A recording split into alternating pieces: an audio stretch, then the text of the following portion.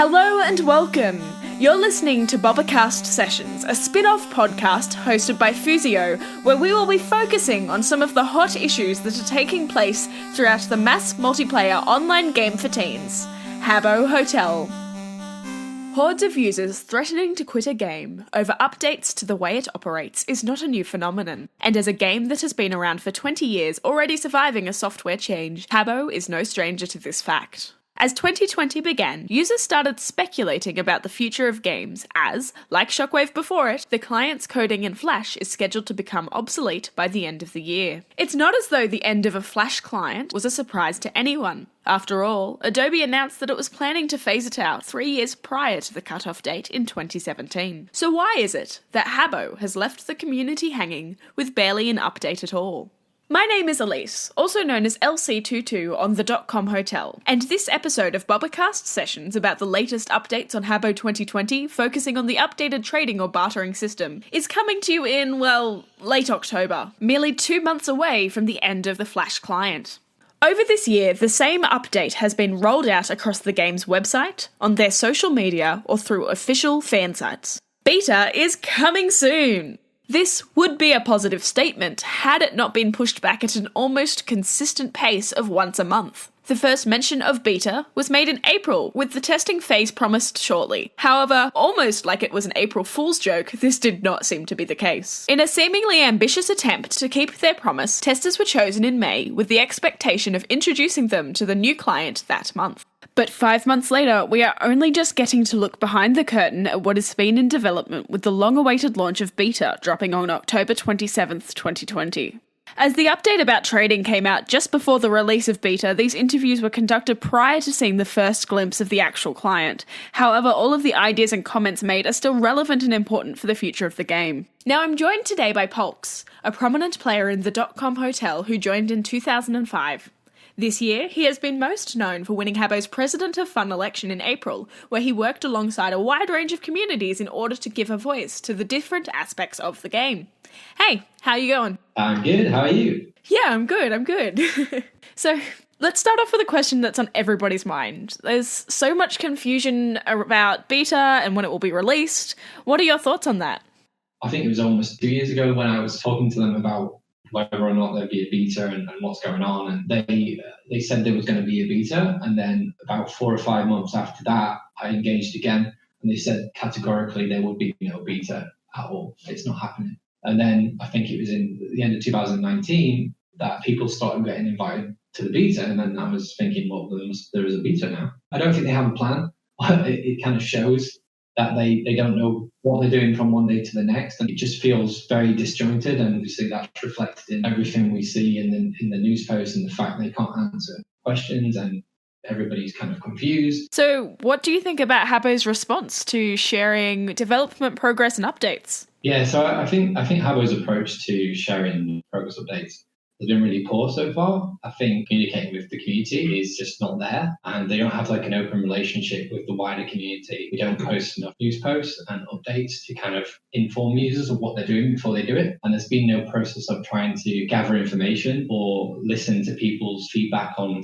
certain things in order to get their viewpoints before they put an update out. And it's a huge problem because communities need to be able to be involved in the development process. And I feel like Solaki has quite an out of touch approach to community and how they kind of approach new updates. With 2020, the whole process should be an opportunity to kind of refresh and rebuild. And they've kind of shot themselves in the foot because they've not engaged with anybody before they even started on the work. So they don't know the pitfalls and issues that they could fall into before they've actually started the work. And now we're 2 months away from the end of Flash, and the problems are starting to arise because they're making really big changes, and that's going to affect lots of different communities. They really should have engaged with people sooner to sort of mitigate the damage, and it's not going to happen.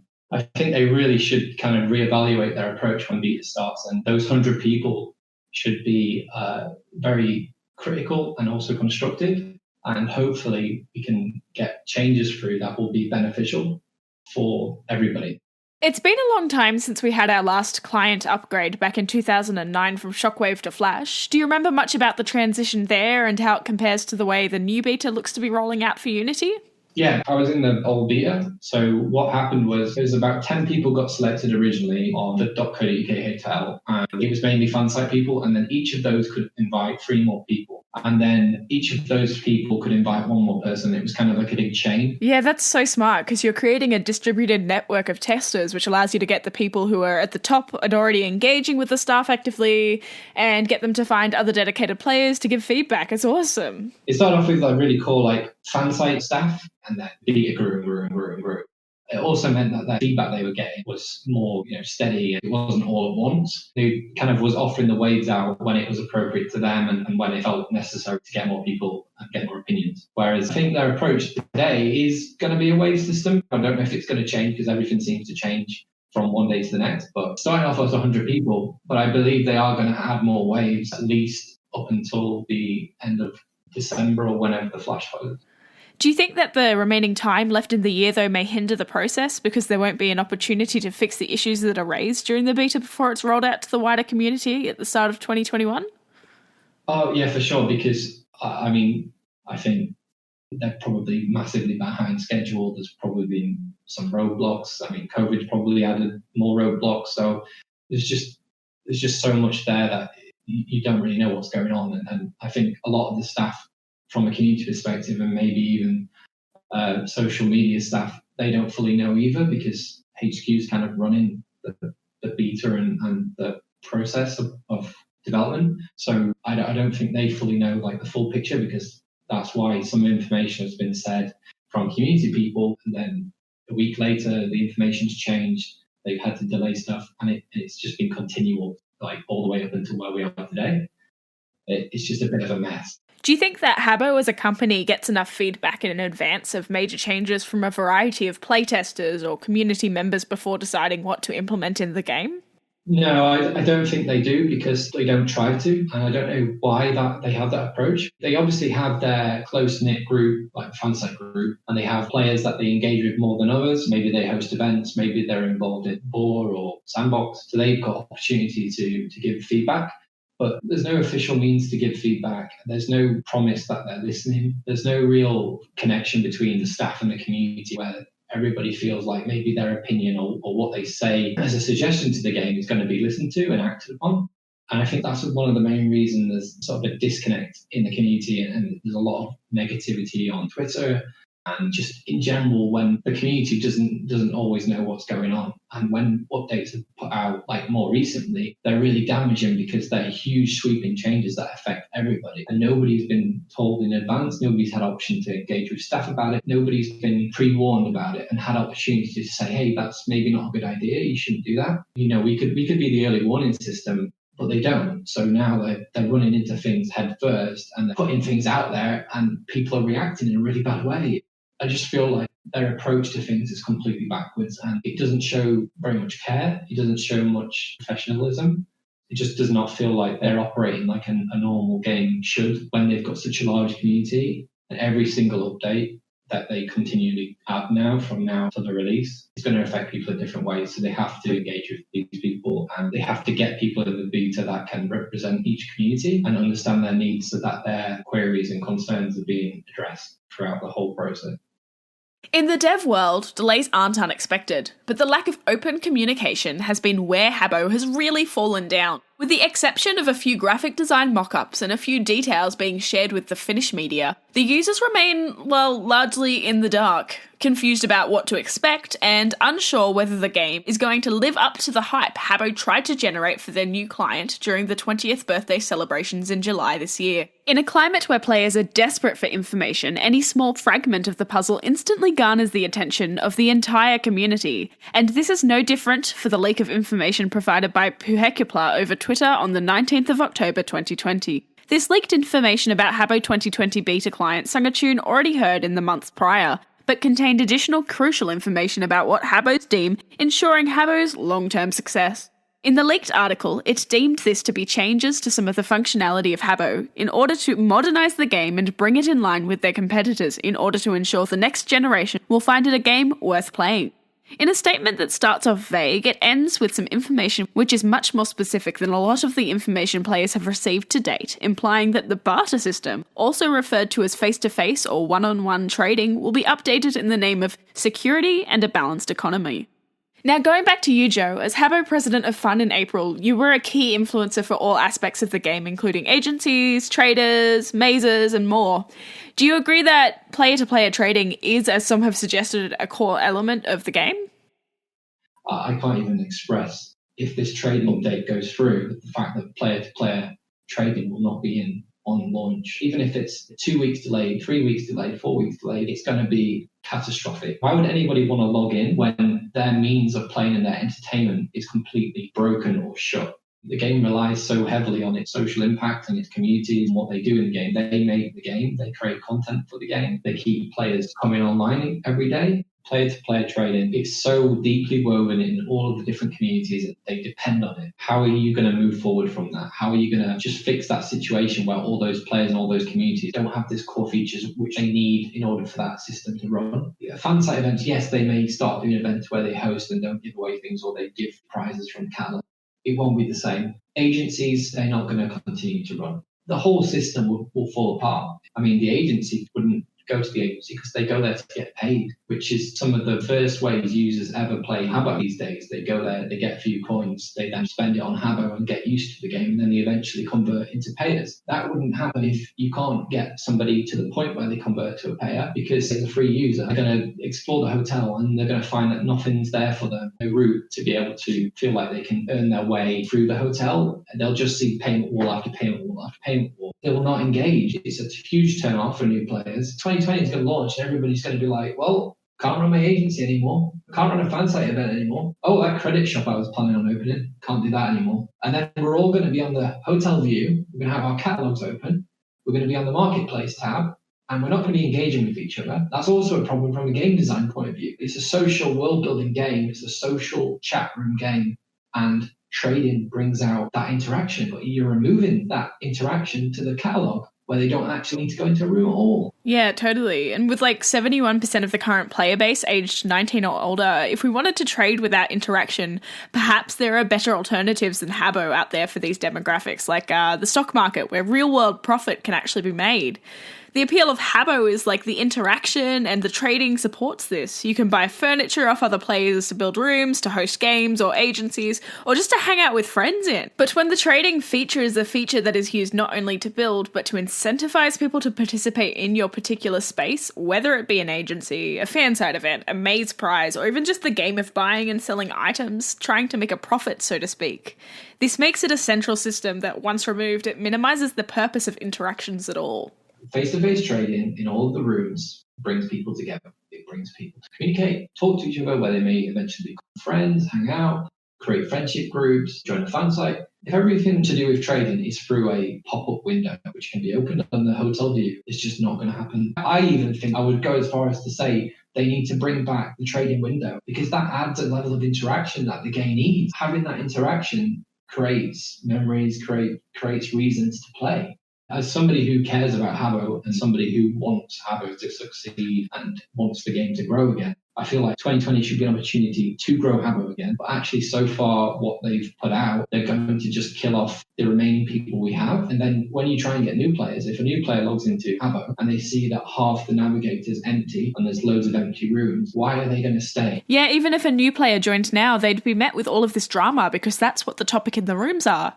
Why would that entice anyone to stay? Because all everyone is talking about at the moment is what Habbo has done, or rather, what they haven't communicated. You have to shut that down. And the only way to shut that down is to start to re-engage. Accept that you've done wrong, accept that the current communication is not good enough, and change. They're so old-fashioned in their response to community. Look at all these other games in the industry now. They've got Twitch channels, they've got YouTube channels where they engage with them every day. All their updates will be done through a YouTube update where they actually have spoken voice going through the changes. They've even done that for Hideaway. I don't know why they don't do it for Habbo. Why is Habbo always lagging behind? Why have they kept it behind? Do you think that Habbo needs to evolve with the times and modernise to appeal to the next generation of gamers?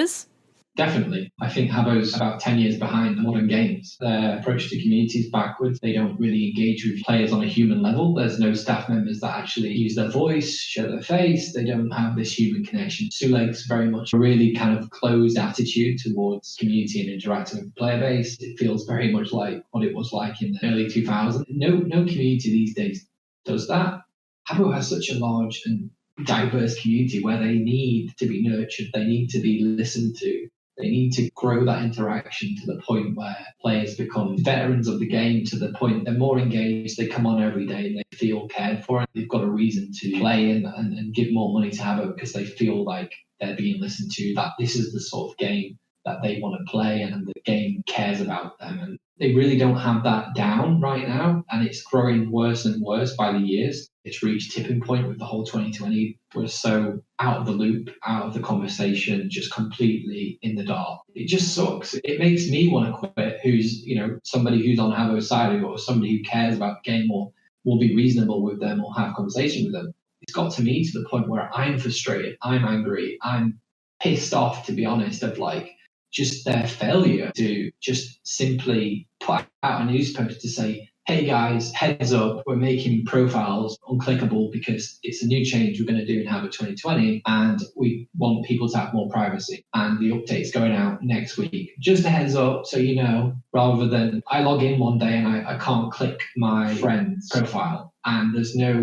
warning and just stopped working. In a usual game, you'd say that's a bug, but then they come out and say, no, it's an update. We just accidentally leaked an update into live client that was intended for 2020. Sorry, guys, we won't do it again. Then there's more stuff that's come out, and you just can't act like this. It just does not work. The faith people have in the game right now is at an all-time low. The faith people have in Arcade as a company to deliver on the promise of 2020 is at an all-time low. Their approach so far has not been great, and the beta has not even started. And what about the features and the key mechanics of the game? Do you think they need to modernize as well? Yeah, 100%. And I believe that's the direction they're going in. And I've always been one to say to them, they need to innovate more. They need to add more features. They need to do more with the systems in the game to keep people engaged. The engagement is low because people get bored. It's also another reason why drama happens and all these other things, because people make up their own entertainment, which is usually negative. There's just so many different things they could improve. Looks like they're trying to improve the marketplace inventory window and all different things like that. I'm happy about that. And I think that's amazing. And there's so much positive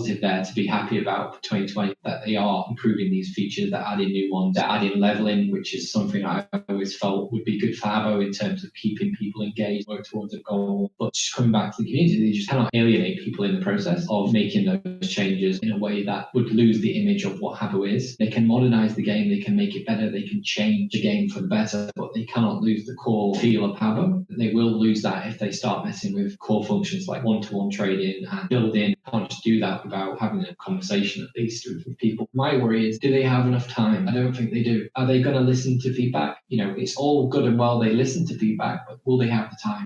It's getting so late in the process where I just think they won't. And that worries me because I thought beta would be an opportunity for us to kind of stop negative things hitting the user base when the update goes out. We haven't had that opportunity to have that conversation because beta's been so delayed, the process is delayed. And what's going to happen in December is this update is going to be pushed out to everybody and there's just going to be a riot again. Mass hysteria, everybody clueless, everybody confused, everybody being affected. I'm worried about if Habbo can survive, if everybody turns against them. How can they survive past that to then have the benefits of 2020 that have been promised to us, and all the things that we are supposed to look forward to and should look forward to are going to be massively overshadowed by all the confusion and issues and whatever else.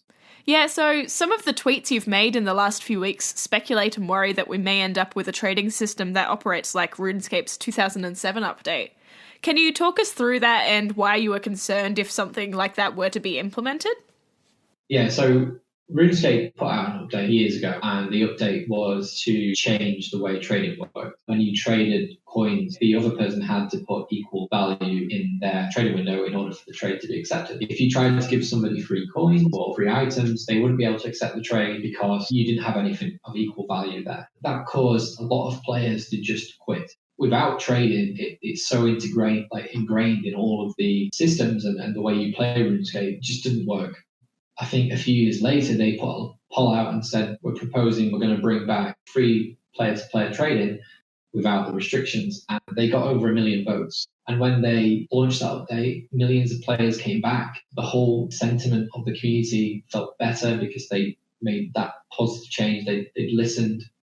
I just feel like if Habbo is going to go down the route of a game that's already got history and documented evidence of why that's a bad idea, they really need to evaluate, be prepared for a backlash, be prepared for people to leave, because they will. RuneScape went back on that change because they realized ultimately they're a community-focused game, they're a player-first company, and they made a huge error of judgment with that system. Yes, they tried to curb black market sellers, and it did work, but also they killed off their core loyal fan base who weren't involved in that seedy behavior. They were punished because of 10% of the game, and the 90%, a lot of them quit. If that's going to happen to Habbo, if you're trying to limit it in some way, or you're trying to affect player-to-player trading in order to curb black market sales, in order to increase your credit purchases and other purchases in the game, and have more control over the economy, you have to think, well, by doing that, I'm actually also going to affect everybody who pays into the game and plays it correctly, cares about Habbo. Yes, you'll kill off black market trades, great, but you're also going to kill off the agency, the fansite events, the coin shops, all these other different communities that have done no wrong in this whole process, and they will be negatively affected and they will eventually leave the game.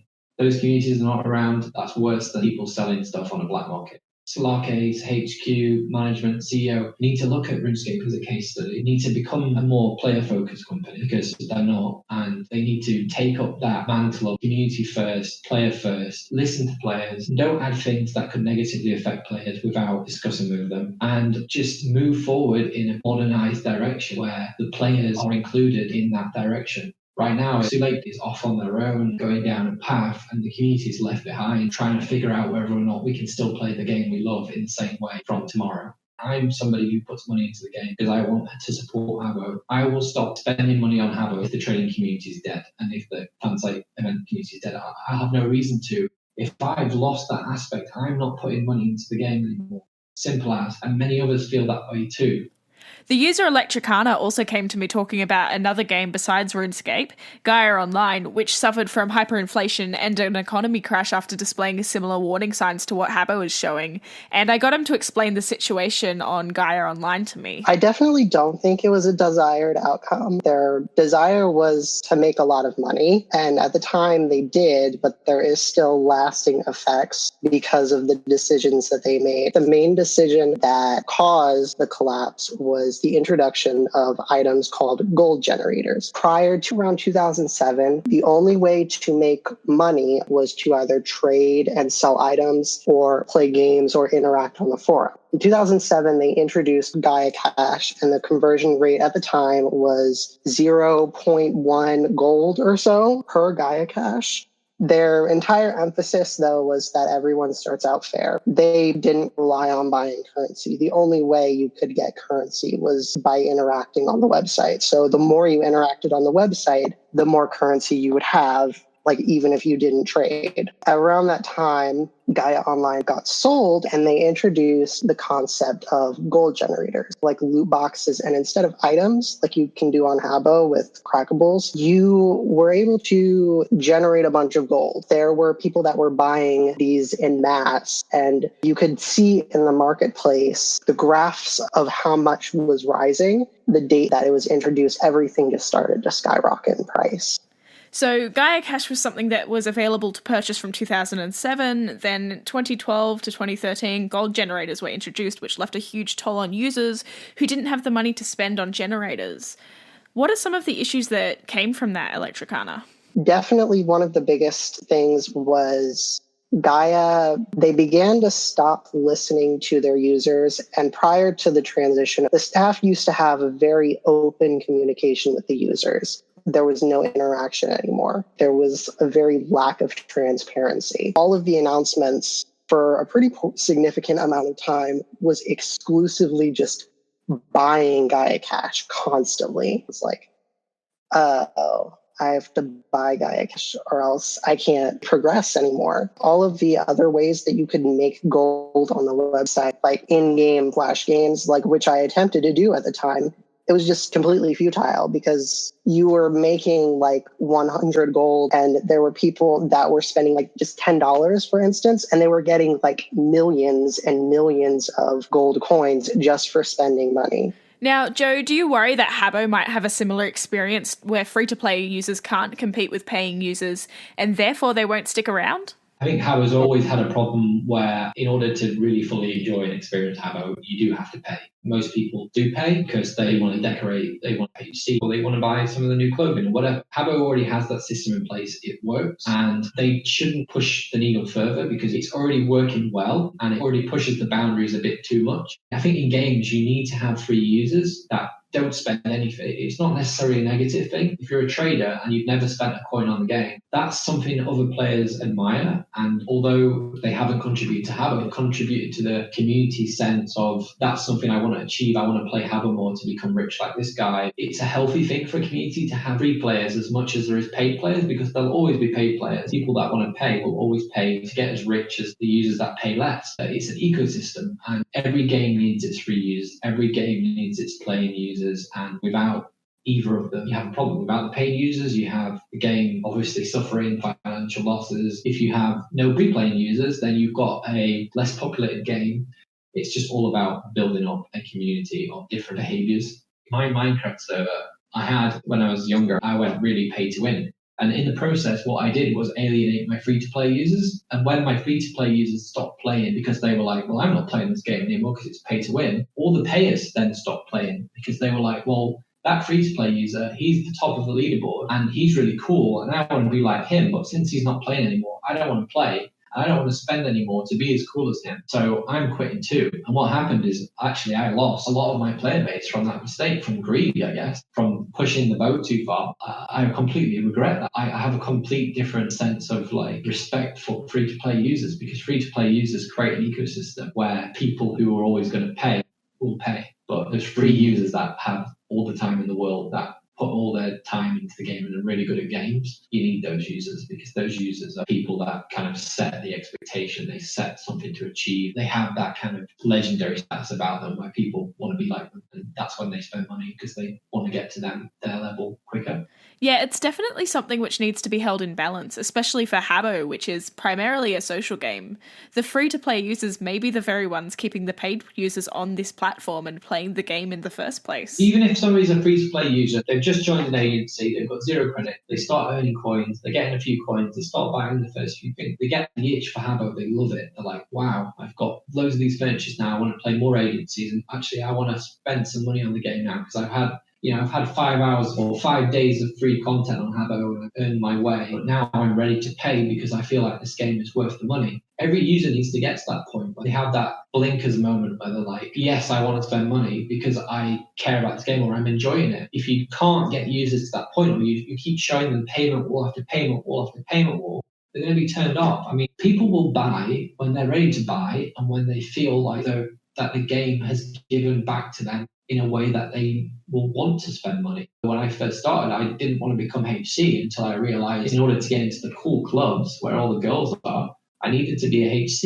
You don't find that like day one. Yeah, I remember I won a competition which gave me HC back in the day, and back then you couldn't redeem it at a later date, you just got it immediately. So I was like, all right, I guess I'm HC now. And then I was like, okay, I really like this outfit, this look, so I'm never going back. Yeah, and then you get used to a look and you're like, yeah, I look really cool. Everybody's respecting me now. And then your HC runs out and then everybody's like, well, you're not cool anymore. You're not allowed in this HC only area. Get out.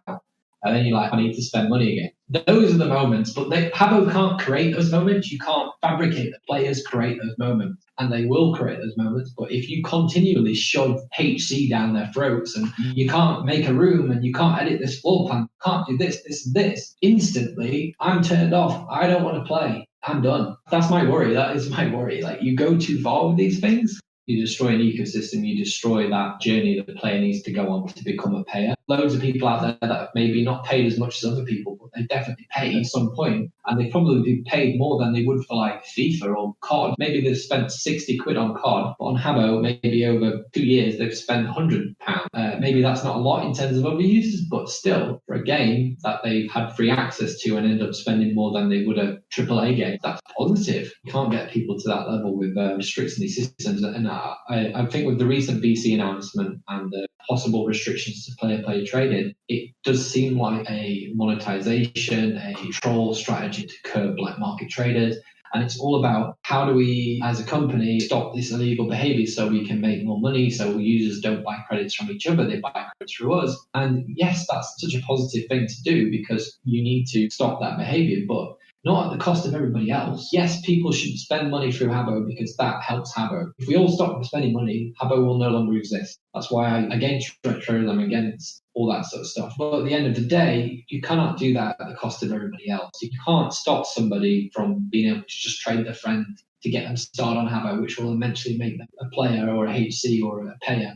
You can't do that. We're worried we won't have trading in Habbo 2020 because of the lack of time. So if you were on the development team, what would you have chosen to remove temporarily instead of trading in order to not break the game as much as we envisage a lack of trading will do? I mean, that's always the issue, isn't it? If you spend more time on trading, what else is being sacrificed? But I think ultimately they need to just look at their priorities. Does everybody on the client need player-to-player trading in order to continue playing or feel like they have a reason to log in? If the answer is yes, which it is, maybe they should consider that for release. Maybe we can spend a week without achievements. Those are not detrimental to whether or not people log in. Yes, people care about their achievements and people like to obtain them, but that's not going to stop them from being able to kind of run their agency or fansite events. So definitely. And achievements are like an area Habbo has decided to reimagine. So people could offer some grace for delays on that area because how it works is going to be redesigned and reimagined. Yeah, they just need to look at what sort of features in the game what we already have and how that not being there on release is going to affect us in a really negative way. Releasing without trading shouldn't even be an option. I don't know how you do that. You're going to expect people for 2 to 3 weeks, maybe months, to just not trade and not run their agency or not fansite events, or like what's the alternative? They haven't gave us an alternative. They haven't gave an explanation as to why they've not prioritized this feature. They've just said sorry, but it's coming soon. But without a date, soon could be weeks, it can be months, it can be half the year. A week without trading, that would be bad, but that's not too bad. So okay, a week we can handle a week, maybe a month. Okay, that's really you pushing it there. That's going to drive a lot of people to stop playing for 2 months, 3 months, 4 months, 5 months, maybe half a year. I don't know, but like that's suicide. Do you think that these changes show that Solake don't care about their player base, just money? And none of this is kind of saying like Solake don't care, because I'm sure they do care. They care about the game. They care about the jobs, right? They want Habbo to be profitable. They want Habbo to grow. They have all the same desires we do. A little bit out of touch. Maybe they need to just take a step back, re-engage with the community, get our feedback, listen to us and think, okay, maybe that's not a very good approach because these guys have said this is going to affect A, B, and C, and we need to reevaluate our update for this specific change to this specific feature. The way they are going now is just like they've got a blindfold on, they're on the train of 2020, and all the users are screaming, but then they've got earplugs in, and they're like, yeah, this is going to be great, guys. This is awesome. We're all going to love this new update, and it's going to be fantastic because it's on Unity. Meanwhile, they've alienated everybody else in the process. I'm sure they are trying to engage, and I'm sure they are trying to do things in the right way. They just aren't doing it well enough for me. I'm involved in Sandbox, I'm involved in official campaigns, I have more contact with staff than a lot of people. And if I had to say in the communications port, God help the average noob in an agency or whatever, how are they going to have that engagement or feel like they're listened to if somebody who is in a position of these programs where I have access to staff and I still don't know what's going on? That worries me, because if I don't know what's going on, or if other sandbox builders or other people in Boar or have access to staff don't know what's going on, then Jesus, the whole game is massively in the dark. Like, this is not good. Many users in the game have flocked to Twitter to share an outcry to #SaveHabboTrading, pleading with their social media team to listen to their cries. Some of the more notable contributions include a change.org petition started by rebloggers and Grasping.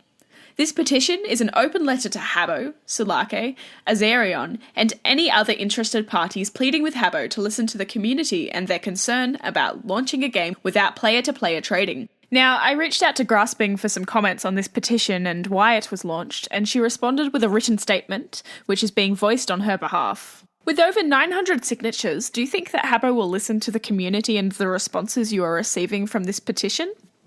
So I think that the petition is bound to turn some heads at respective associated companies. However, it's honestly difficult to say what sort of impact it will have. Hopefully, the immense support on the petition has these people in power release the way Sulaki is going about things isn't for the longevity and success of the game, and hopefully that leads them to bringing up the problem internally for a serious reconsideration of what the best course of action is for the game. Why do you think that it was so important to create this petition in the first place? Well, I believe that creating the petition was important towards collecting the community's voice in a more formal setting that allows for our voices to be sent to companies associated with Habbo, as well as notable people within these companies. I guess a lot of support on a petition would also signal that it's for the greater good and give it some legitimacy, I guess, and that these opinions are actually the will of the player base and not a lone voice trying to be heard. There's certainly more reasons why change.org was chosen. Ultimately, it comes down to it being a good platform for what we need to make our voices heard to mentioned parties. So if Habbo doesn't have player-to-player trading for the first bit of the full launch, what do you think the impact of the community will be like? Well, the thing is about their announcement regarding the new marketplace, as well as the later arrival of player-to-player trading, is that they haven't actually explained how the new marketplace will work. Knowing Habbo, there might be some more restrictions or some things that we're completely unable to do. Them saying that hopefully something will arrive later as well isn't a good sign. There have been a lot of instances where Habbo has said that something will actually arrive later, but it never has happened. There's no certainty in the promised future of player-to-player trading. We desperately need more information regarding it. An ETA and a general list of features would be awesome. That way we can figure out if agencies, trading and events will be able to work in roughly the same way. Well, to answer your question, I personally think that it would have devastating effects if it's not released alongside the new client, and depending on how the new marketplace player-to-player trading works, and if and when it arrives, it could spell the doom for a lot of aspects of Habbo. Do you think there is a way that Habbo can update player-to-player trading without ruining the game? Why? Why not? What are some of the consequences you are envisioning from this update? Well, as far as we know, the current player-to-player trading system is working. However, Habbo claims to not be satisfied due to the amount of account hacks and fraud. This being said, limiting trading isn't a good fix to fixing those problems, and knowing Habbo by their updates and releases, the trading limit is likely to have financial motives by Sulaki.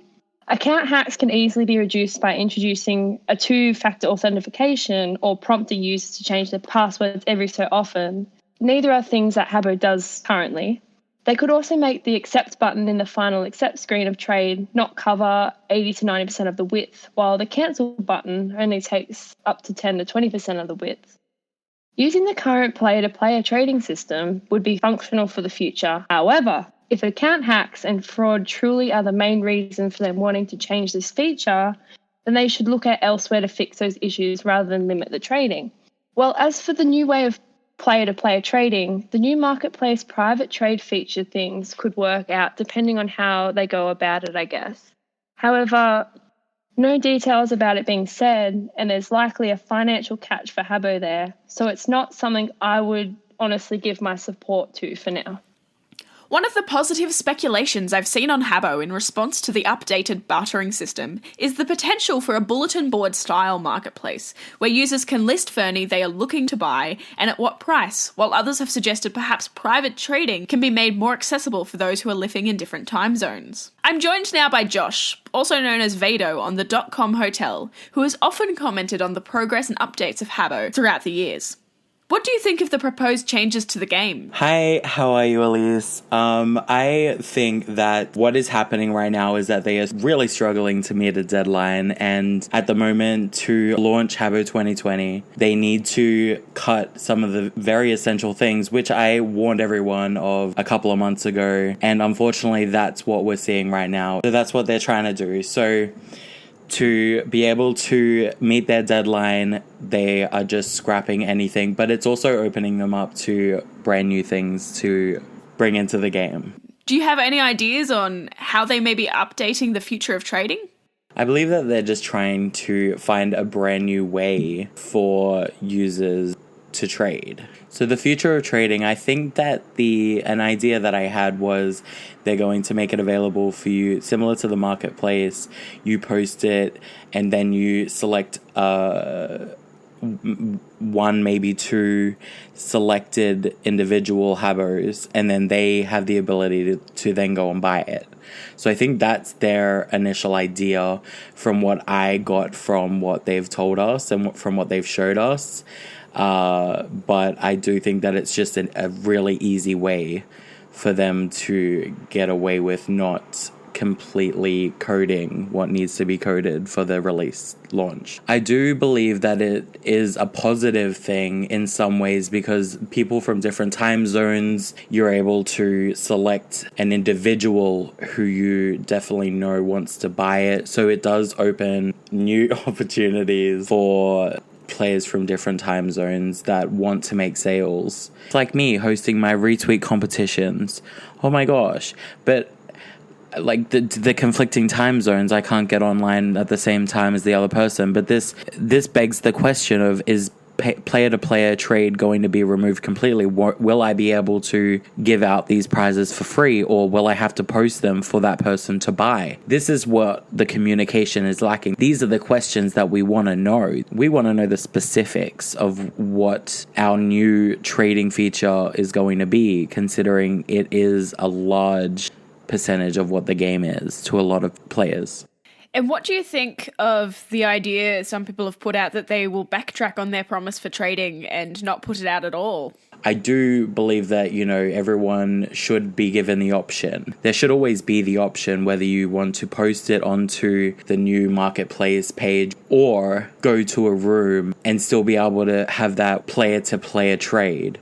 There should always be the option. So one of the ideas I had about the potential update to marketplace and trading in general, I guess, is that perhaps it's going to replace physical room auctions where you can post an item to a select list of friends and say, hey, bidding starts at this price, you have 48 hours or whatever, and people could bid on that item.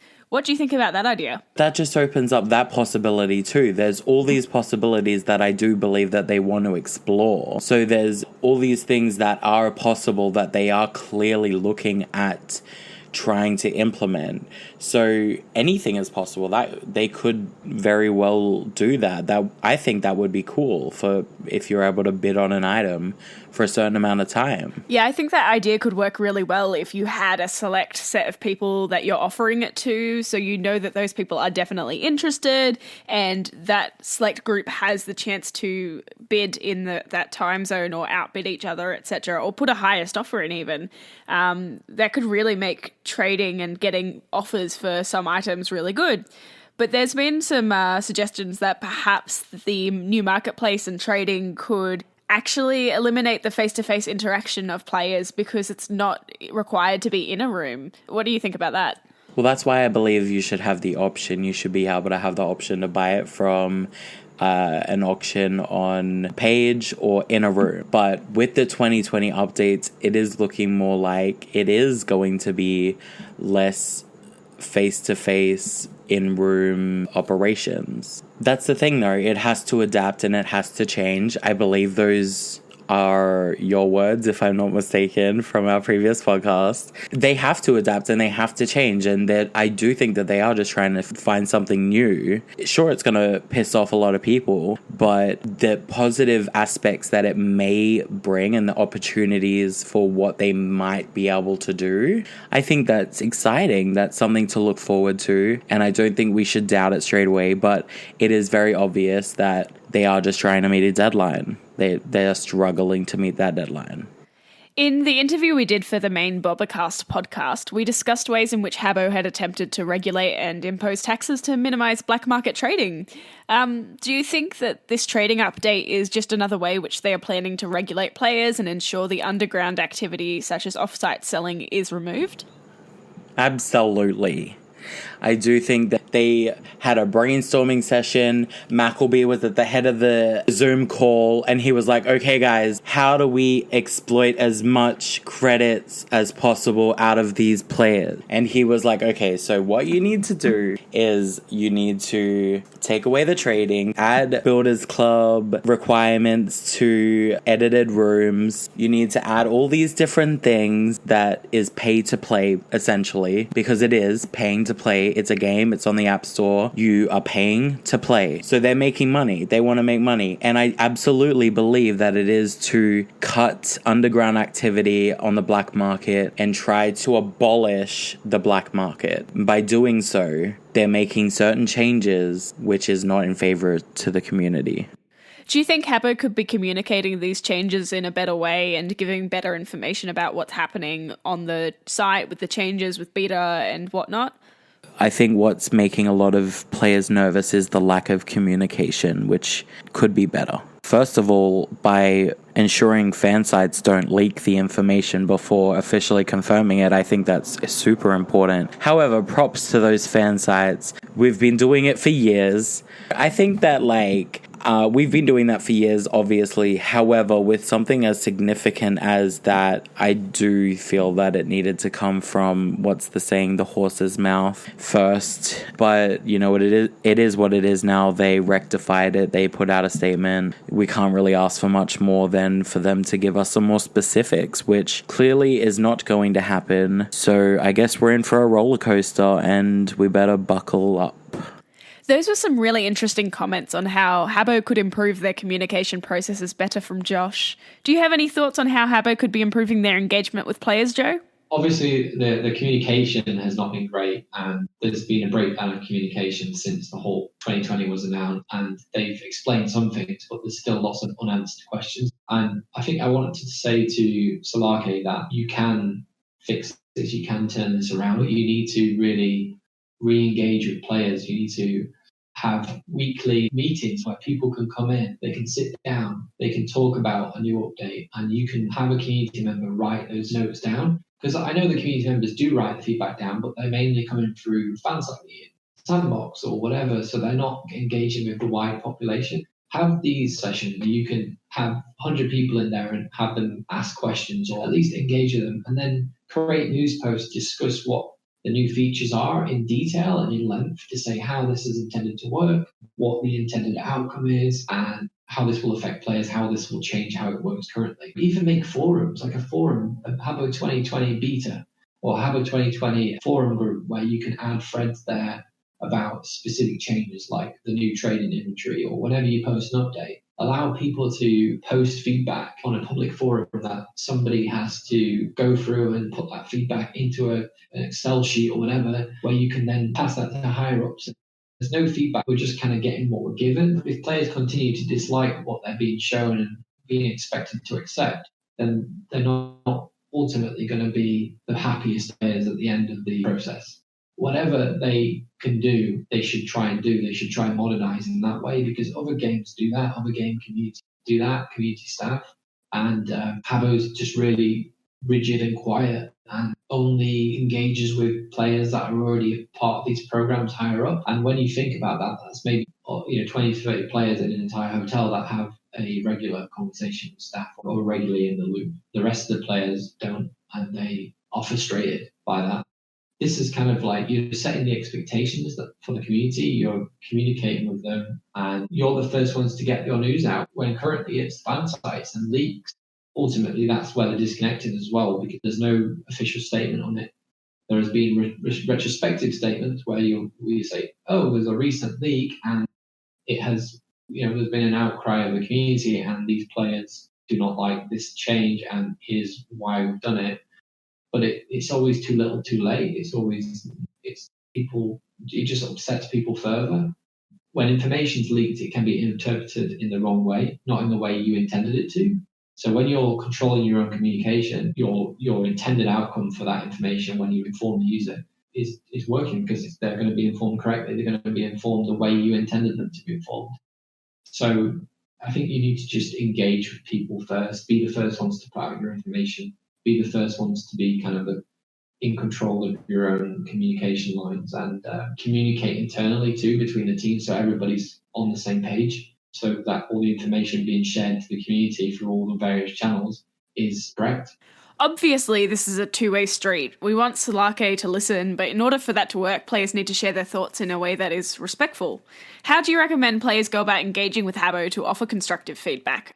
Yeah, so I think the way users on the game can engage with Habbo in a positive way, you use the Habbo 2020 hashtag. And I do know from speaking to the staff that they are listening and they are writing down feedback from that hashtag, and they have already taken feedback and passed it along. On a positive note, they are listening and they do care. Don't barrage the community staff and then the social staff with hate and swearing, because those guys are not responsible for these changes. Yes, they can help pass along feedback, but they are not the ones that are making the decisions. That's going to be senior management or people who probably don't engage with us on a daily basis. People just need to be a bit more chill and be more respectful.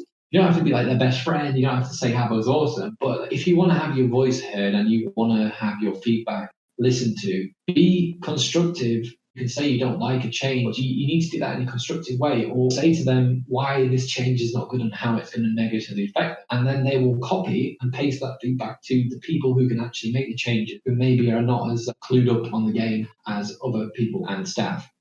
If you was in their position behind the social media account and somebody was saying, F you, Habbo, F this update effing sucked, they're not going to take that and say, hey, senior management, this user says this. They're not going to pass along your feedback if it's full of swearing, if it's just overall abusive. That also makes them go into crisis management mode, where instead of engaging, they have to cool off and take some time to just let everybody calm down. And that just cuts off communication. People think that I would ever say a negative thing about Habbo. Like, I've seen so many people message me or like the stuff I've posted and said, thank you so much for taking a united front about Habbo. I'm like, I've always taken a united front. Maybe I've just not done it publicly. Maybe I tell them to their face because I have the opportunity to. And I don't just stand by and say, yes, that's good, Habbo. Thank you very much, Habbo. That's great. Take my money. Of course I don't do that. People must know the type of character I have. I would say I'm sort of a person that would kind of go out there and get things done, or like I'm known for doing things that I want to do. You know, I'm not Habbo's best friend. I'm not going to defend Habbo through everything. I'm going to be critical. I'm going to be constructive because I want Habbo to be better ultimately. But I'm not going to be abusive. I'm not going to break the bridge where I can never cross it again. A lot of users do that, and unfortunately, once they've broken that bridge, once they've broken down that communication, they might get muted or blocked by Habbo. Yeah, cool, they've got some clout, everybody's liked that post or whatever. Ultimately, in the long term, you'll never have your voice heard again. A lot of users have complained that posts from Habbo have only come because they are worried about community backlash and are frantically trying to backtrack the accusations that they don't communicate. What do you have to say about that? Yes, they have only done it because of the outcry. They've put these news posts out to kind of explain the problems and explain what they've added to the game. Yes, retrospectively, and yes, that should never happen and that is not acceptable. But at least they are doing it because they acknowledge that they've failed us. They've not been communicating well. They've at least acknowledged us, which is positive. It's a step towards the right direction. Yes, we should be critical of them, but we should also say to them, that's a step in the right direction, or that is a good thing, or that is a positive step. It's not perfect. They should have communicated these things ages ago. But the fact they actually felt like they need to put a post out on people's upset and the anger is a good thing, because that shows that affects their company, that makes them feel like they have to react and do something to mitigate the damage. So yes, it's working. The feedback's working. The outcry is working. Just keep it constructive, and they will continue to hopefully improve from here, learn from their mistakes, and just become a better company at communicating with players. And hopefully then we can have a better bridge and system of player to staff feedback. While the specifics of what to come for the future of Habbo 2020 remain murky, one thing is crystal clear. Habbo does not know how to take users on the journey to help them navigate the changes to the game. What could be a really exciting time of innovation is instead overshadowed by confusion and doubt, leaving players feeling tossed aside and unheard as they spend months asking for updates. The game may be adapting to suit the needs of future generations, as their statements claim, but their communication skills are beyond outdated, failing to offer much of anything in a digital age where authenticity, transparency, and brand communication is a vital part of any communication strategy, whether it be a game or not. Since recording the interviews for this podcast, we have seen the release of beta on October 27th, which has brought out a new approach from staff which may be signalling that slowly, but surely, Habbo is willing to bridge that gap between players and staff. As a result, I got Joe on the line again to make a few more comments on this shift in communications strategy. Hi guys, just a quick update before this podcast ends. I just wanted to say that a lot of my comments on communication have actually changed since recording this podcast. Since the launch of beta, I did a Twitch stream. Basically, the whole of Solarke office watched the Twitch stream. They were in the Twitch chat, engaging with people, answering questions. The social media, their approach to social media has changed completely. They have started signing off tweets with the person who's running the account at the time of posting the tweets. They are responding to way more comments on feedback. They've even said that they're actually going to reevaluate some of the initial taxation systems and trading systems and give us an update at a later date. So just in general, the communication has improved massively. They've done a whole U-turn. In the beta itself, there's a staff member online every day. They're there to answer questions. They're there to listen to feedback. There's lots of feedback channels for the beta testers. There's a specific email. There is a tool in the game to send bug reports. So overall, the communication has improved massively. They're taking a step in the right direction. They've realized their errors. They've done a whole U-turn. So far, so good. And I just hope it improves from here. And I can applaud them for realizing that what they were doing was not good enough and taking a step in the right direction and improving. And so far, I have to say I'm pretty impressed at their approach. It's not perfect, and it should have come way sooner, but better late than never, right? So overall, experience is really good. I hope you enjoyed the podcast. Bringing a podcast like this together takes a massive team of people, so I'd just like to extend a huge thank you to the Fuusio team, in particular Tommy, Nicholas and Inez for helping with the research and fact-checking of this episode. The episode guests, including Pulx, Electricana, Grasping and Vado from .com Hotel, the voice double Aliphobia from the .com Hotel, and the many people who have taken the time to interact with me on Twitter and in-game to help shape the questions of this episode. If you'd like to take part in any future episodes or suggest any future themes for this podcast, please let us know on Twitter. You've been listening to BobbaCast Sessions with Elise, also known as LC22 on Habbo.com. See you next time.